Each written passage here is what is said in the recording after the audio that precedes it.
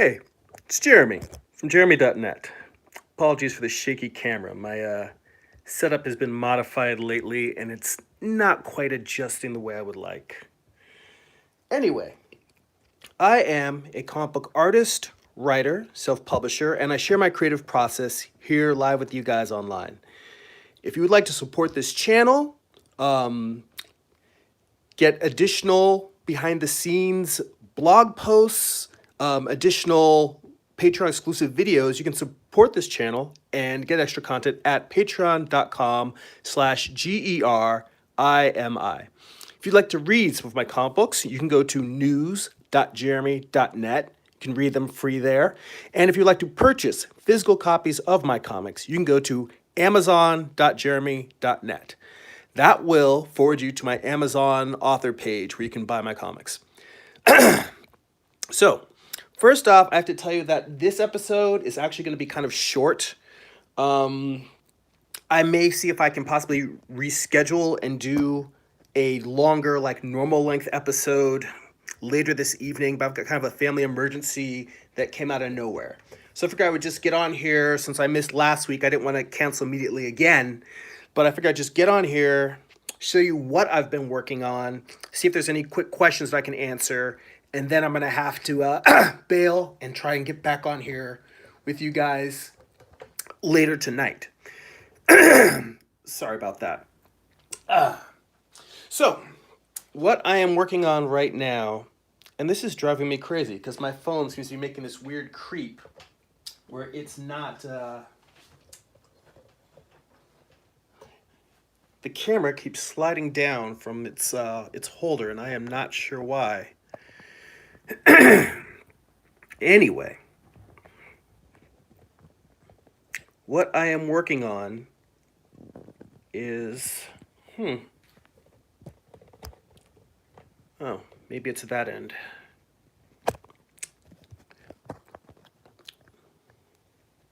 All right, we're just gonna have to make do. So, what I'm working on is something a little bit different from my actual comic. A couple of weeks ago, I had a very strange dream in the middle of the night. I had a dream about Pennywise from It.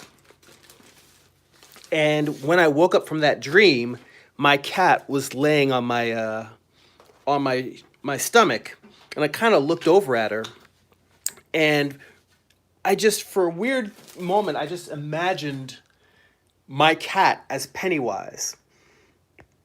And, you know, that's a little bit of an unsettling thing to imagine. Like just seeing your normal household pet, but then looking over at them and seeing their head, seeing a normal everyday cat with like Pennywise's head on it. Of course, with the weird, creepy smile that Pennywise has, this also made me think of the Cheshire Cat. So I thought, Pennywise's Cheshire Cat. That would be really, really cool to do as an illustration and creepy. So I just, in my mind, I kind of already started sketching out this composition as I was just in bed. This was one of those where a lot of times I'll keep a notepad by the bed in case I have any ideas in the middle of the night and I want to, sketch them out. Just, scribble stuff down. But this was one of those where I actually woke up in the middle of the night, and as opposed to being so terrified that I couldn't go back to sleep, I was so excited about this creepy, twisted idea that I was just up thinking about, how, like, I can do this weird thing where I can mentally start composing an image. Just imagining, like, how it's going to look. And this final illustration is pretty close to what I imagined doing. But as you guys know, I love to do me some thumbnails. So, I'll show you some of the thumbnails that I did for this. Let's see here. So, I started with a small sketchbook that I have with me. And the thumbnail is actually pretty simple. And you can see it pretty much worked out the whole idea, which is just to have, a large cat dangling out of trees, smiling and drooling. But the other thing that I started thinking about in the middle of the night was, well, there's other characters in the world of Alice in Wonderland that might lend themselves to this treatment of kind of Pennywise-ification. And so I started thinking about it, And let me see, where's the next? I think I only used this sketchbook at the time I originally had the thought, but I've got a pad here with a bunch of other thumbnails that I just did the way I normally do on loose sheets of paper. And basically, I ended up working out that I wanted to do the White Rabbit, the Queen of Hearts, and the Mad Hatter. So I just sat around, started sketching, and I actually like the Queen of Hearts so much that I think I'm going to do two different versions of her, because I had two different versions, and I started realizing there was all these little Stephen King tributes that I could work into the image, into the idea. So like stuff like having the White Queen, and I have her holding up a bloody heart, but then she's got Georgie from it. She's got his little like yellow bloodstained raincoat, but in the background behind her is like a sea of red flowers. I can't remember if in the Dark Tower whether it's poppies or whether they're roses, but it's like a sea of them, and then having the actual Dark Tower kind of spiraling behind her, because it kind of makes sense with her being royalty, that it would work with that theme. And so I had two different versions that I sketched out of the Red Queen. One with her mouth kind of wide open, and that monstrous, like you can still see sort of the head wrapping around in the back. Like I've got some more sketches of me kind of working out what I'm going to do, trying to design the crown, but having that head kind of built all the way backwards and those rows of teeth inside and like light glowing from it. And then the other thought that I had was to do one of her where just having her with a kind of a vicious look and the bloodstained mouth, blood dripping. So she would still be holding a heart, but instead of having the mouth wide open, being able to see more of that face that's kind of closer to the creepy clown that inspired this in the dream. So this is just sort of like the whole iterative process I went through before starting to draw all these, was me figuring out what characters do I want, what do I want to do with them, how can I make them have the creepy look. Like this is another version. This is the non open mouth version, so still having the Dark Tower in there. The composition is almost the same, but I like the execution of both of these ideas so much that I think she's going to be the only one that's going to have two versions. The rest of them is just going to be one image each. And then for the White Rabbit, trying to work out just the right level of expression, because I want to have the thing with him looking panicked, like he's late. But I see Amar in the chat. Hey, good to see you, man. Thanks for stopping by. By the way, this episode, I don't know if you caught the very beginning, but it's going to be a short one. I'm just going to run through what I'm working on here, because I've kind of got a personal family emergency I have to take care of. So I didn't want to cancel since I already posted that I was about to go live. So if I could just get on here, show you guys what I'm working on, then go take care of it. And then maybe later tonight I can get back on and just draw and talk with you guys. So anyway, the series is Pennywise as characters from Alice in Wonderland. And I was trying to work out what I want the expression for the White Rabbit to be, because I almost wanted to have he's panicked, but that I want to have that manic kind of scary look. Kind of like the way that when Pennywise, before he really turns super evil, where he actually is kind of like playful and a cartoony, and really playing up this cartoony character look to them. So it's almost just like a freaky, weird version of a cartoon rabbit. So Amar says, I did another Pennywise, but from the It series. Yeah, that's this whole thing. Is I had a weird dream where I actually detailed the actual dream on my Patreon blog, and I'll be making those posts eventually public, since people will be seeing the images as they come out. Hey, I see American Swordfish in the chat. He says I dig the new style. Thank you. It's in the end, I'm still inking the comics the way that I sort of traditionally ink them, but I've been switching to doing my thumbnails almost entirely with that ink brush that I use. And so this here is the final image of the first in this series. So I'm going to do 5 images. I'm doing the Cheshire Cat, the White Rabbit, the Mad Hatter, and I'm doing 2 versions of the Queen of Hearts, because I just like the two different versions I had. So this is the actual finished inked drawing. This is the my layout pencils. So it actually has the. I've been working pretty much in the same process I always did. I just realized that it's not a bad piece, so I might as well frame it. And I'm going to make them for sale on my website.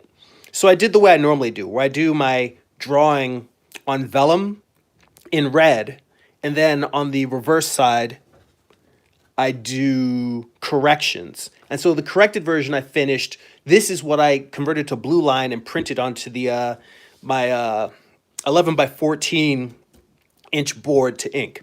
So I'm going to make the original drawings for sale on my website, and then I'm going to color this one and turn this one into an art print that I'm going to make for sale. So yes, Amar asks, are you coloring them as well? I am going to color them, and I will be sharing the coloring process for that. But I actually want to get all of the drawings done before I color them, so I can kind of color them all together and have them either have coordinating or, if not, contrasting color schemes. I see a little bit of Inktober talk in the chat. Ion Rocks, but thanks for dropping in, man. Good to see you. He says, I gave up, but I have the iPad to screw around with when the urge comes up on me. Yeah, Amar said, I did the Pennywise from It for Inktober. And he says, I finished up almost a week ago for Inktober, that is. Should have been done 2 weeks ago. Yeah, I think art challenges are great. I have not been doing them only because no matter what art challenge comes around, no matter how cool and fun they sound like, I always am like, my challenge is finishing my comic. And to be honest, I very strongly considered not doing this series of prints until after I finish my comic, but it's still going to take me several months to finish the final issue of Morningstar. Whereas I would say the thumbnails and the pencil and the ink drawing, that's, pretty much a week of thumbnailing to thumb out the whole series, and then, like, I don't know, a few days to do the pencils, and then another day to, like, the inks went very fast. By the time I get to this level of working on a piece, it's just like maybe 2 drawing sessions. So a couple of hours to finish the inks. Most of my time was spent just thumbnailing, sketching, pulling up reference. And I was looking at reference from Alice in Wonderland. I was looking at different illustrators, like looking at, I forget the name of the artist. Oh, John Tenniel. I'm not sure if I'm pronouncing his name right, but it's close to Tenniel. But the original Lewis Carroll, Alice in Wonderland illustrator, I was looking at his stuff. I was looking at some Edward Gorey, some Arthur Rackham. I was looking at different older illustrators to try and see exactly how I wanted to, how much of that Victorian era pen and ink illustration style I wanted to work into the inks. But in the end, even though I was very inspired by those things, I realized that I draw the way I draw. And it's probably better to just execute these in my own natural style, maybe influenced by those artists, as opposed to specifically trying to ape them and make my work look like something different than what it is. So, let's see. American Swordfish says, I've lost track of this year's Inktober fans. He says he usually uses Instagram. And Amar says, I put off comics this year to focus on stories since I have to write them all myself. Mostly this year is dedicated to making videos and more animation, which, you know what? American Swordfish says you are a one-man army, Amar, and I agree. Man, you are an inspiration to me. So I just want to make sure you know that. You're putting in the work there. And he says, as soon as I get this game done, I will focus on wrapping up the animation series I'm working on.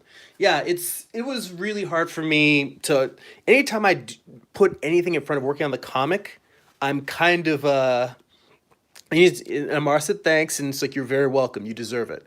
That's one of the things about us indie creators, is we don't always get necessarily the recognition and encouragement, because it certainly doesn't necessarily come from sales, because it's hard for us to get our work in front of other people. And learning to properly market your work is a whole nother job on top of learning how to write your work and draw your work and do all these other things. So it definitely, especially if you're doing stuff that people may not see for months at a time, when you're just in that space where you're just making work. And I mean, you guys have given me that encouragement. The fact that you guys show up while I'm working on books and artwork that doesn't necessarily show up for months. So I wanted to make sure I give a little bit of that love back. I see Art of Reed is in the chat. Thanks for joining us. Thanks for popping in. So anyway, yeah. So I've been thumbnailing. So we've got the White Rabbit there. For the Mad Hatter, also for the White Rabbit, one of the things I was trying to figure out compositionally what I wanted to do, these are kind of vague here. Let me see, where's the first White Rabbit sketch that I did? Okay, at first I did the White Rabbit, and I kind of did him next to a pond and having those little, I don't know what those plants are called, the little hot dog shaped things with little tips coming out that tend to be by the side of ponds. And I'd sketched those out, and then I thought, how can I make this more related to sort of Stephen King? Because in my mind, these Alice in Wonderland characters inspired by It, I wanted to make it not necessarily just about It, but more about Stephen King in cattails. Cattails. Art of Reed is there. He got it for me. Those little plants are called cattails. Thank you. You showed up at just the right time. I wanted to see how I could make the whole series put in little Easter eggs and tributes to Stephen King. And so I thought, you know what? Instead of making them cattails, why not make them corn? Have them in a cornfield, like the Children of the Corn. And I had to look up the name of the monster in Children of the Corn, and it's called He Who Walks Behind Rows. So I mean, I've seen the movie, and I think I read the short story that it was based on, but I couldn't even remember what the creature looks like. And there were some images I could find Googling, but instead I just sort of made a weird, crazier, demony looking character. And at first he was going to be prominently in the background, but as I continued to thumbnail out, where's my other White Rabbit sketches? As I continued to sketch them out, I thought, why not actually have him standing in a cornfield and maybe just have the creature's eyes just sort of sticking out in the darkness, peering out at you. So this was just me working out, once I decided it was going to be standing in rows and rows of corn, and me just trying to decide how low of an angle do I want, looking up at the rabbit, looking up or looking down. So I didn't want it to be a super, super low angle. I felt like this was just a little too dramatic, and you lost the sense of it being a cornfield. So it's probably something a little bit more like this one. But yeah, it's just going to be the White Rabbit there with in a cornfield with the He Who Walks behind rows in the background. So, and I make a lot of these little notes in here as I'm sketching to figure it out. And then let me read some more of the comments in the chat because you guys are keeping it flowing. So, let's see here. Amar says, thumbnails and roughs are so freeing. One day I think I will do a comic or animation using thumbnails. I wish, actually, not just wish, I have the ability to do this, and I think it's fear that holds me back. But for my next comic book, for a while, I've been saying I need to work faster because it takes me so long to finish an issue. And I want to maybe try doing my next series in a looser style, closer to my thumbnails. Really making it just cleaned up enough that it's publishable. But, doing something that's faster, looser, quicker. And I think what stops me is the fact that I've been trying to become not necessarily a tighter artist, but I've been trying to improve my draftsmanship. And improving my draftsmanship means not being sloppy and just suggesting things. It means really figuring out what is this thing I'm trying to describe and drawing the lines that do describe and shape and explain it. So that's kind of in conflict with my natural thumbnailing, which is just drawing enough that it explains what I'm trying to draw, and it's almost more of symbols and hieroglyphs. So I'm going to have to figure out what I want that looser, faster style to be before I proceed to doing that. But I do think I want to start incorporating something that's looser, faster, simpler in my comics. And Amar also says, horror is always my thing. I find more humor in horror movies, and documentary movies are scarier. That's right. The real world is pretty scary. And he says, Crumb style looks like thumbnails. It depends on what work of Crumb we're talking about. Because from what I recall seeing his book of Genesis, that stuff looks incredibly detailed and rendered to me. And I've seen some of his comics that are very loose and rendery. I've seen some that feel like very carefully rendered pen and ink drawings. So I mean, even within Crumb, there's sort of a scale in terms of his work, in terms of how loose it looks. For me, I think I'm trying not to ape the styles of artists that I like just because they're doing the thing that I want. But I definitely like Kent Williams. Like his comic book work is just, it's like it's beautiful, but he's not even trying. And I'd say that knowing that I'm sure it's very, very hard work and he's trying very, very hard, but it's so free and liberated and loose. I would say him, Ashley Wood. There's other artists that have a very loose, almost sketchy quality, and then someone who, like I would say, Francisco Francavilla. He's somebody whose stuff feels more illustrative, and it feels loose only in the sense that he's not laboring about any individual line, but his composition and his storytelling is like that level of Alex Toth, where it is simple and it's precise in him saying everything that he wants to say. It's just he's not laboring the line quality. His is another one whose work feels beautiful almost in spite of itself. Like he's not trying to make a beautiful line. He's making an active, living line, and it just happens to capture beauty. And I'm sure that again, he's another art. I would never say that any comic book artist is hacking work out because having made a comic, it's really, really hard. I'm saying that these are people who make the labor look effortless. So, and I really, that's one of those things is the people that are doing like monthly comics and doing work that quickly, they have to be able to churn stuff out. So the Mad Hatter is the one that I've probably done the least development on, but the two things that I wanted to have in the image, I think that somewhere I've got a little tiny thumbnail of just his head. It's on one of these other sheets. It's just him. His is really simple. It's just him sitting in a chair. Where is that sketch? Yeah. So it's just him sitting in a chair. And originally I was going to have a bowl of soup with like fingers and eyes floating in it and making it sort of like just body parts and sticking with the horror feel. But then what I thought would be even better, and I think I got the idea from having the Queen of Hearts holding Georgie's raincoat, is that I just wanted to have the little boat that says SS Georgie, the little paper boat floating in the bowl there. And, maybe I'll put a finger in there too. And then the other thing I wanted to have is instead of him having the hat sign, and I think in the original Alice in Wonderland, it's like in this size 10-7 or 10-6. And I changed it to in this size 21-7. And the reason why I changed it to 21-7 is because in The Shining, the room where that old creepy dead lady is room 237. And the reason why it's room 237 is because in the book, it's room 217.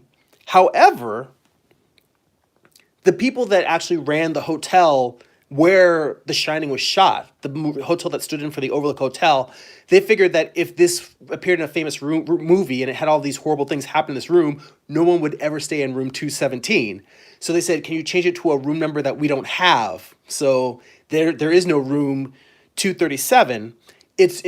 So in the movie, in Stanley Kubrick's Shining, the movie, the room is 237.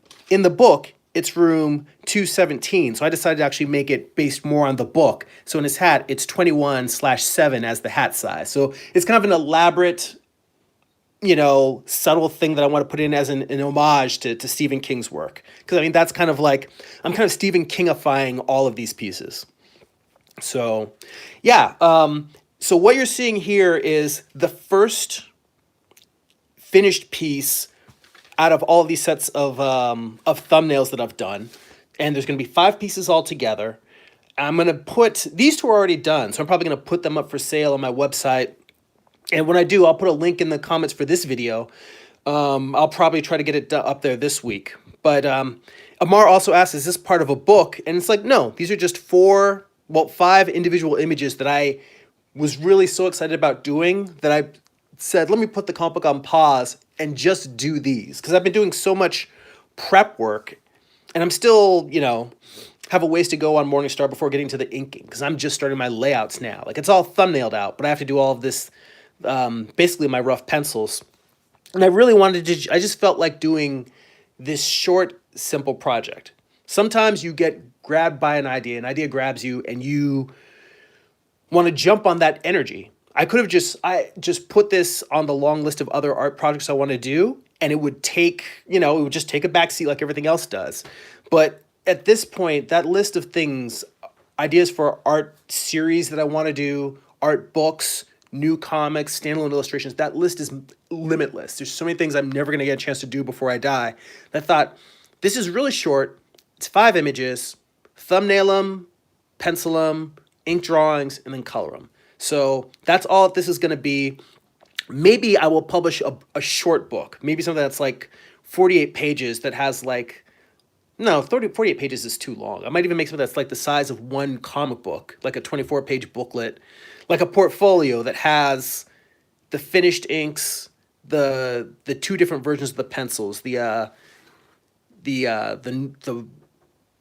cleaned up ones, and then the previous roughs, and then all the thumbnails. And I may just have a book that has all of those plus the finished colored pieces. So it might be a art booklet that I'll do, but for now, the plan is these are all the pieces that I'm using to make the final 5 prints I'm going to make. So that is what I have been working on. And what I was planning to work on with you guys today was I was going to start doing the pencils for the next image in the series. But as I mentioned when I started, I don't know if you, for those of you who came in late, I've got a family emergency that I have to take care of. So let me just take a look here and see if there's any more comments in the chat. And then we're unfortunately going to have to cut it short this week, which I feel bad since I was gone last week and we had a skip week and then cutting it short again this week.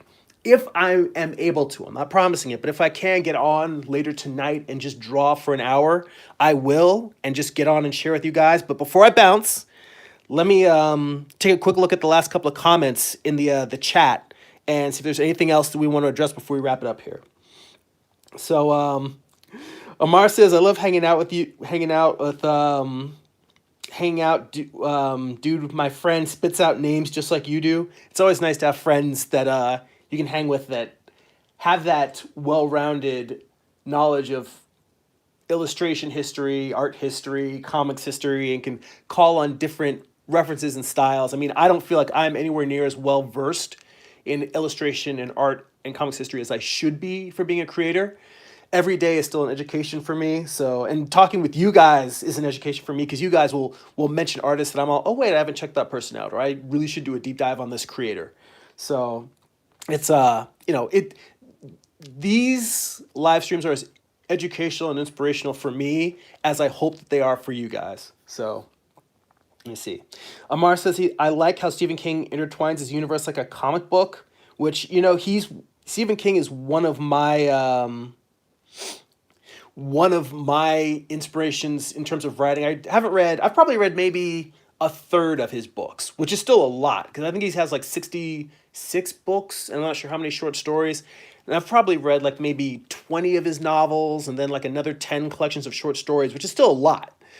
But yeah, just that fact, I want to do my books the way he does, where a book doesn't necessarily have to be a sequel to another book, but over time that you would see that they're all connected in part of a universe. So let's see. Amar also says, it's good to take a break so you can come back with fresh eyes. We're talking about me doing this project as opposed to continuing to work on Morningstar per se, which I will continue to. My plan is to get this done very quickly and then go right back onto Morningstar and go hard at finishing it. Amar also says, I need to do a cover for my first comic I did last year. Started formatting it for Webtoons. Well, let me know how that goes, because Webtoons looks like it's a great platform, but it is challenging in that it is great for reading mobile. I actually have read some books on Webtoons and really enjoy it. My buddy Carl Altstetter has a series called Mirror that's on there, and it's a very readable format, but that format is very different from the way that print comics are laid out. So it's hard to kind of design something that will work well for both. Amar also says that if I add commentary and explanation, I could extend the book, meaning an art book or a portfolio that collects all of these. And that is something for me to take into account. The end goal is to make a short run of prints for this. I don't want to necessarily create another project for myself on top of trying to finish Morningstar. It's kind of like this was like a nice jazz project. I got inspired and wanted to just kick something out. So I see Travis Frederick in the chat. What's up, Travis? I'm sorry this one's gonna be so short and it's a little bit herky jerky here, but I'll try to get back on tonight and make up for it with a little bit of drawing time. If I'm not, then hopefully next week will really be really back to the same normal schedule. Sit down, draw for an hour, talk for an hour, share what I'm working on. Amar says, I missed a few streams myself due to medical issues and maybe a little stream burnout. There are so many, I get it. There's so many great live streams and there's so many artists that I follow on YouTube as well. And I have a hard time keeping up with everybody that I want to see what they're working on and follow their work. So no worries. I am always grateful when you guys do show up. So again, unfortunately, it's a short one this week. I'll try to get back on later tonight for an hour or so and just draw and talk. But in the meantime, if you find this channel useful, interesting, entertaining, educational, if you'd like to get bonus videos, I started the first video in my art book study group. I did the first video of that this month, and I'll be doing another one at the beginning of October. We're working through Walt Reed's The Figure, and I basically just go through the book the way I study art books, and I share that process with you. And if you happen to be able to make it on live on Patreon, then you can join into the private chat there. But you can get all of that, access to it at patreon.com/GERIMI. Again, if you would like to read some of my comics for free, you can go to news.jeremy.net. And if you would like to purchase physical copies of my comics, you can go to amazon.jeremy.net. That will take you to my Amazon author page. I'll let you know when the ink drawing and the pencils are up for sale. Thank you so much for your support. Thank you for showing up, guys. That's it for now. Go be creative.